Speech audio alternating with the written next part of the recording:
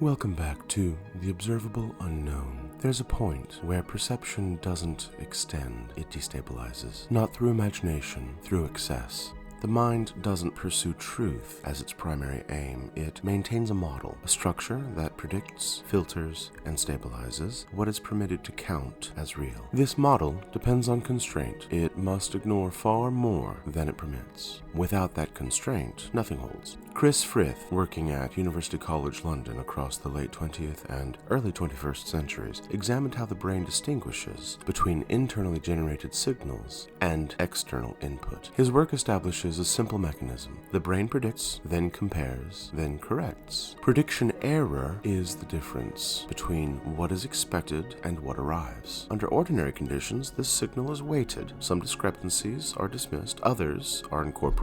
The model adjusts. It remains stable. Philip Corlett, working at Yale University in the early 21st century, extended this model into the study of psychosis. His research isolates the failure point, not in perception, but in weighting. Prediction error doesn't merely increase, it's misassigned. Signals that should be dismissed are treated as significant. The system doesn't filter, it amplifies. The mind can't remain in unresolved discrepancy. It resolves. When error is overweighted, resolution becomes compulsive. Patterns emerge, connections multiply, associations intensify. Not because they're accurate, but instead because the system must stabilize. Meaning isn't lost. Instead, it proliferates. Psychosis is often described as a break from reality. That description fails at the level of mechanism. It's not the absence of meaning, it's the inability to limit it. Every signal carries weight. Every anomaly demands explanation. Every coincidence is retained. The model doesn't collapse, it expands beyond control. There's a narrow interval between altered perception and destabilization. In one, the model loosens. In the other, it can't constrain. This distinction isn't imagination, it's selection. In my work, A Simplified Neuroscience of Intuition, I examine how the mind operates under uncertainty before interpretation stabilizes. Intuition doesn't absorb every signal, it selects, it permits ambiguity without forcing resolution.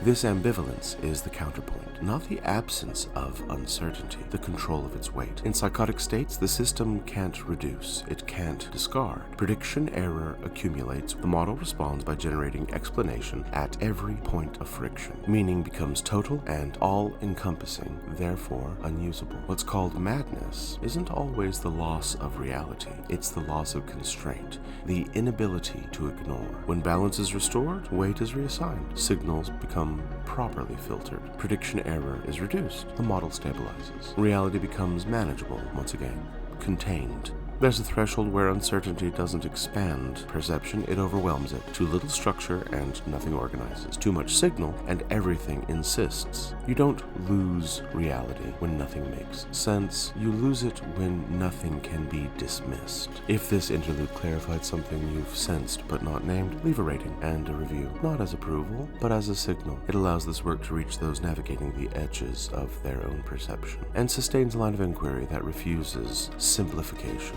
Until next time, remember, you don't become what you feel, you become what you return to. And what you return to returns as you.